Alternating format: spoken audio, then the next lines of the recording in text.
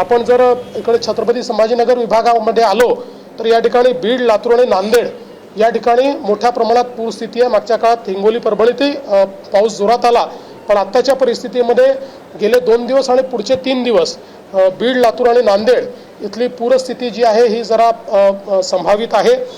विशेषतः आपल्याला माहिती आहे की नांदेड जिल्ह्यामध्ये मुखेड च्या भागामध्ये जो मुक्रमाबाद आहे त्या ठिकाणी जवळपास 206 mm पाऊस पडला, म्हणजे ढगफुटी सदृश अशा प्रकारचा पाऊस हा त्या ठिकाणी पडलेला आहे आणि त्यामुळे जवळपास 5 लोक बेपत्ता झाले, 150 पेक्षा जास्त जनावरांचा वाहून गेल्याचा किंवा मृत्यू झाल्याचा संभव आहे आणि विशेषतः खूप लोक त्या ठिकाणी अडकले होते।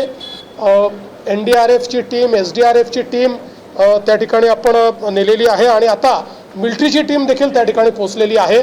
मिलिटरीलाही आपण पाचारण केलं होतं, तेही त्या ठिकाणी पोहोचल्यात। रामणगाववरनं 226 लोकांना त्या ठिकाणी काढलेलं आहे।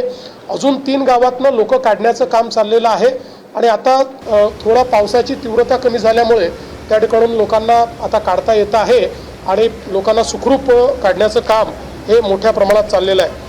आपण जर छत्रपती संभाजीनगरचा हा किंवा या 3-4 जिल्ह्यांचा विचार केला तर जवळपास 800 गावं ही पाण्यामुळे बाधित झालेली आहेत आणि साधारण 1 लाख हेक्टर शेतीचं नुकसान हे त्या ठिकाणी झालेलं आहे। तेलंगणाचा जो श्रीराम सागर आहे त्याचंही विसर्ग जो आहे तो आता कमी करायला आपण विनंती केली आणि आपल्या विनंतीला मान देऊन त्यांनी 1 लाख क्युसेक्सवरनं तो 75,000पर्यंत कमी केलेला आहे। त्यामुळे ही तीव्रता जी आहे ती कुठेतरी कमी होईल।